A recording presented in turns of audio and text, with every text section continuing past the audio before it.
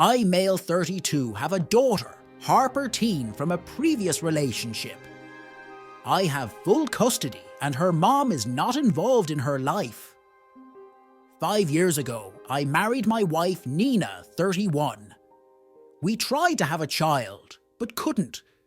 We went to the doctor and it turned out I couldn't have any more kids due to some complications. So we decided to use a sperm donor, and the result was a son, Mark, who was born a few months ago. The problem started when Nina got pregnant. Harper wasn't happy about it when Mark was born. Things got worse before this Harper and I spent 2 days a week together, just the two of us without my wife. But after Mark was born, I couldn't do that anymore. I can't just leave my wife alone for 2 days a week with a newborn, and Harper has been very angry about it. The main problem started 3 days ago. Nina and I decided to make a nursery for Mark instead of having him in our bedroom for multiple reasons.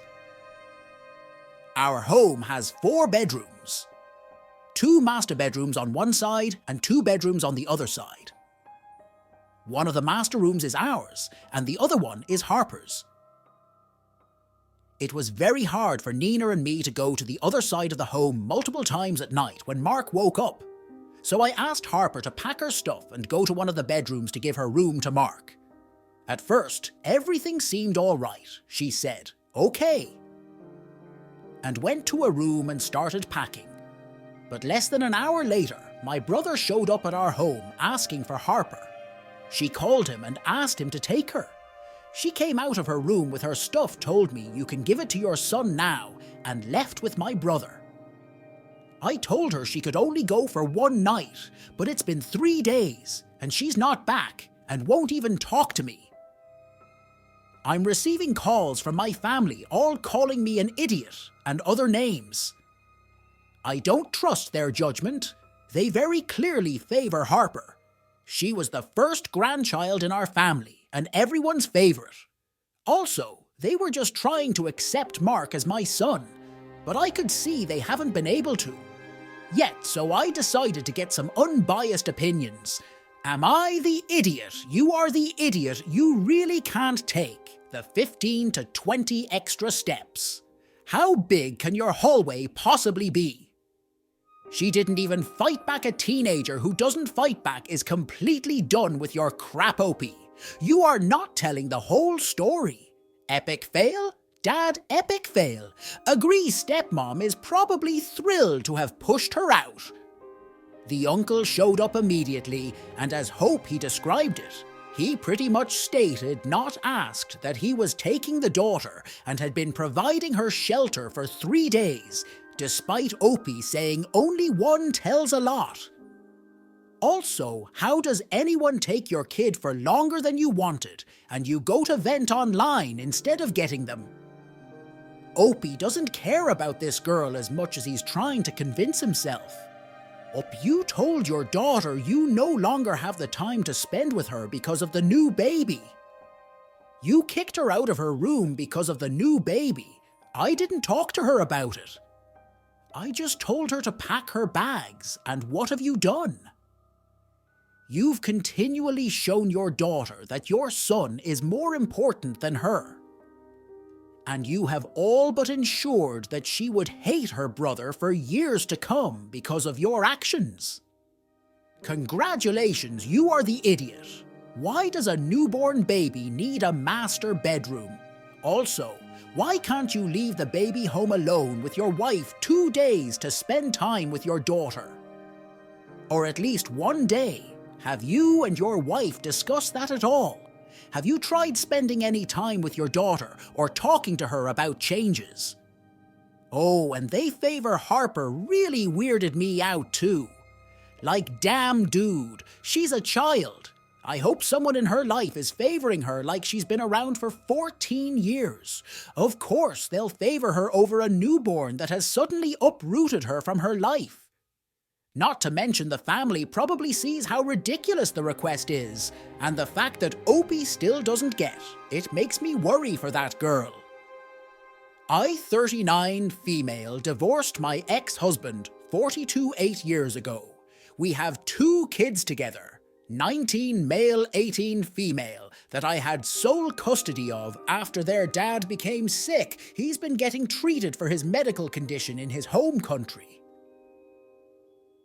And recently, I've been told his health is declining. My ex-mother-in-law called me, asking if I could let the kids visit their dad for a few days. She said she would handle tickets and expenses. I was a bit taken aback by her request. I said I was sorry I wasn't feeling comfortable letting the kids travel alone. She told me she could book me a ticket too, but I said I was too busy to travel to another country. She asked me to be more considerate and understand that her son misses his kids and wants to see them. I suggested that they video call him like they always do, but she told me that her son cried about wanting them there in person, so he could hug them and smell them. She said his mental and emotional well-being depends on it because of concerns about his declining health. I talked to the kids and they said they wanted to go, but I didn't feel comfortable letting them travel on their own, despite their grandmother's assurance about taking care of the travel expenses. But the kids have never been on a flight out of the country on their own, and so I think it's a valid reason to be concerned. Especially since they've never been to this place before. Ex-mother-in-law started berating me after I gave her my final answer. She told me that I should be prepared to take full responsibility if the kids don't get to see their dad one last time, but I figured from her tone that she kept coming up with excuses to guilt me into letting the kids go. Of course, the kids are upset that I'm seemingly treating them as small children. But that's not why I said no. The country in question is Spain. I'm worried more about the idea of the kids traveling alone than anything else. Their dad used to come to visit. But that stopped once he got very sick. So am I the idiot for not letting them go? You are the idiot, they're 18. Not 5 kids. Travel cross countries all the time at much younger ages. You're being selfish to a dying man, and unless you have any other reason not to let them see their father, you are being extremely cruel to your children. They will resent you until the end of the earth. Wait. What they're adults don't. They have custody of themselves. So why are you treating them like toddlers? Not your choice anymore, and it seems like their grandmother is willing to help them out, which I hope includes helping them find a place to stay while they're visiting. Anyway, you are the idiot, and not your choice. 1,000,000%. You are the idiot. Your kids are legal adults and don't need your permission to do anything. You're keeping them from their father because you are uncomfortable. Really, that's their dad. They want to see him, and you're being selfish about it. You don't even have to pay for the trip if they're daddies, and they don't get to have an actual goodbye because of you. Then I hope they go low contact with you because you deserve that for depriving them of their other parent who loves his kids and wants to see them in his last moments. Imagine if it was you in his place, and he refused to let you see your kids on what could be your deathbed, like get your head out of your rear. I would still say you're the idiot if they were actual children, because of not making it work for them to see their dying father is an idiot. Take time off work. Get a friend to go with them. If they were actual children, you could let the airports know you have an unaccompanied kid flying, and they escort the kids to and from the gates, pass them off to flight attendants. They're always with an adult until they get to their destination, and a trusted adult picks them up. The fact that the kids aren't actual legal children makes Opie even more of a monster. My boyfriend and I found a 3-bedroom apartment together. One room, which is the smallest, is for my daughter from a previous relationship, and the other 2 are our bedrooms when we were looking together. I was under the impression we'd share a room, but we talked and decided it'd be healthy to have our own spaces. But we would sleep together at night unless one of us didn't feel up to it. My boyfriend decided he wanted the biggest room, and I told him that was okay. Still, it's double the size of my room, and looking at the measurements, I can't fit all of my belongings there. So I left some things in my parents' garage until I figured out what to do with them. I suggested he pays more for rent. I calculated the cost of the apartment per square footage and the cost of his room compared to mine, and asked him if he'd be willing to pay the difference before we sign this lease. He said no, because we decided it would be 50-50 and we both agreed to our own rooms. I told him I would be fine with 50-50 if we shared the room. But we aren't, and he's getting considerably more space than I am. He then stated that my daughter gets a room and that should make things equal. But we already discussed before finding the apartment that the space wasn't going to be used by us, and she will be only there half of the week, and that I would be responsible for groceries instead of paying extra. He said he's changed his mind and refuses to cut me slack since I won't cut him any. And now I'm regretting even saying anything. He also called me petty for doing the math with square footage. I never wanted separate rooms. This was my boyfriend's idea. I feel as though if I need to give up the bigger room, because he wants separate and more space. He should compensate for having the bigger room. He never had an issue with me not paying more for my daughter beside the groceries, which is essentially $100 or $200 a week, which will be more than I asked additionally for the room. He also never made me aware that he wanted separate rooms until we found the apartment. So am I the idiot? You are the idiot if you want to get technical with square footage. Add up the 2 bedrooms you and your daughter get, and you will likely pay more than 50%, alternatively split it by bedrooms, and you will pay 2/3. He's generous for paying half when that's more than his share. The amount of time your daughter is there is irrelevant, because the rent on the 3-bedroom place isn't affected by how much time you're there. Another option is for you and your daughter to share the big room and he gets the other 2, but I bet you won't like it. Everyone's the idiot here. You have 2 rooms, you and your daughter, and he has 1. It doesn't matter how often she's there. She's still claiming that space, but this seems petty from both of you. Not sharing the bedroom sounds like you 2 aren't ready to commit to living as a family, to be honest. If this is how nitpicky you 2 will be over rent. I think you are ready to move in together, however, if you still end up doing it. Get whatever agreement you both decide on in writing. With signatures, chances are you're gonna have a lousy time.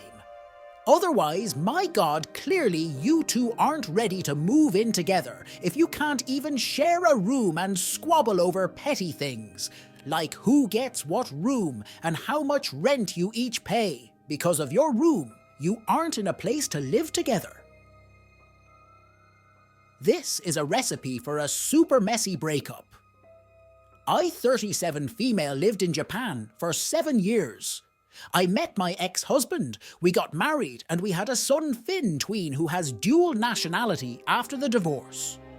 By my ex decision, I became a single mother, so I returned to my home country with Finn. At just 3 years old, I married Harry, and he has a son from another marriage. Sam, older tween, who has 50-50 custody with his ex.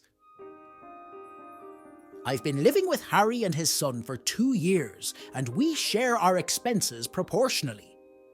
I make twice his salary. Finn and Sam have a great relationship. Sam and I have an okay relationship, as his mother tends to be complicated when I try to bond with him.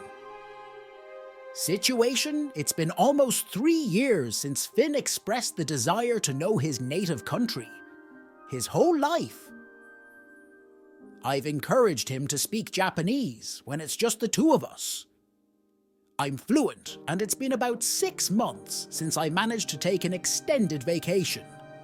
Spend 3 or 4 weeks in Japan with Finn on his school holidays. It's an expensive trip, honestly. Since we're going to visit several cities, etc.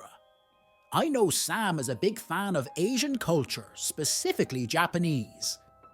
And I felt like he was in the mood to go. I sat down with Harry, my husband, and talked about Sam going with us.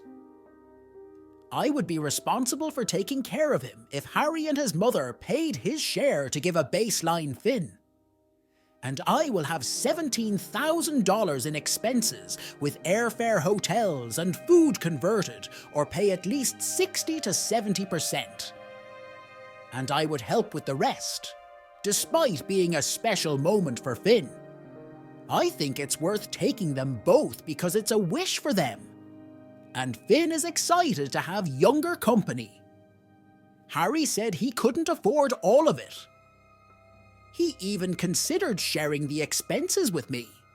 But Sam's mother said she wouldn't allow him to travel alone with me, even though I said I would help if it was really financial reasons. Now they're both pressuring me to cut down on visiting time, so everyone, the 4 of us, can go to pay almost for everyone in that case. I could really pay. I'm standing firm, saying that I came up with the idea out of politeness and affection for Sam.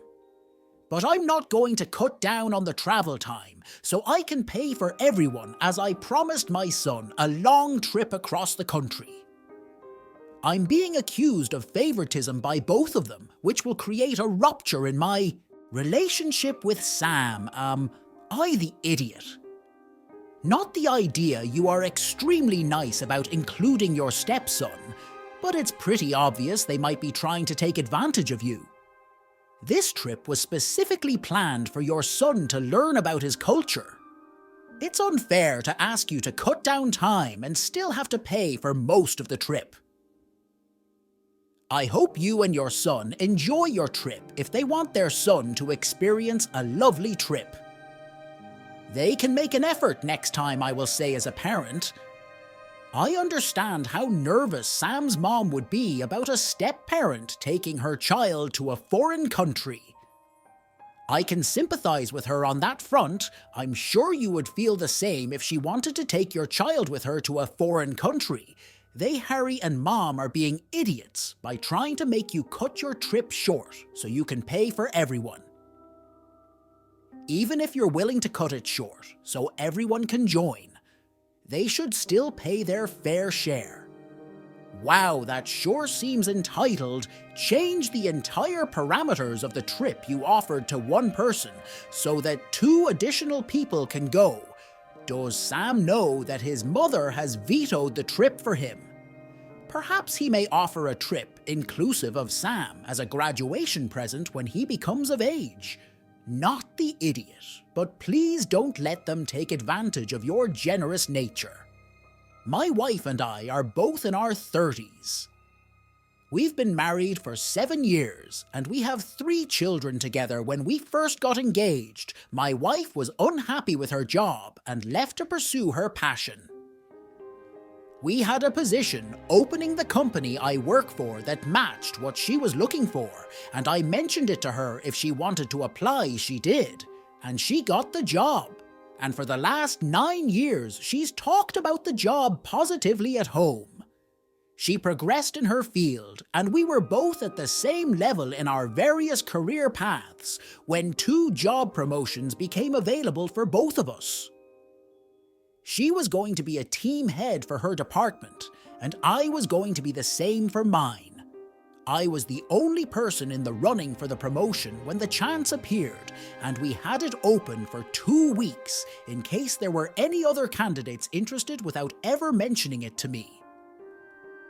My wife decided she didn't want the promotion within her department. She told me she'd applied when she actually applied for the department. I'm in, which is the type of job she was so unhappy with and left almost a decade ago.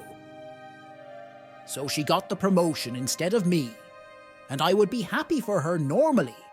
I don't particularly appreciate how she handled it. I found out her boss was more than happy to see her move because she wasn't good to work with, and she'd been very critical of the job. Our departments don't particularly interact, so I never knew this until after she got the promotion. When she realized I wasn't celebrating with her, she accused me of being misogynistic and hating that she was better for the job than I was. I told her. It was the fact she blindsided me, lied to my face, and then heard that she was stuck in this job. She apparently hated while telling me the opposite and going out of her way to make sure I didn't find any of this out while making a bad name for herself in the other department.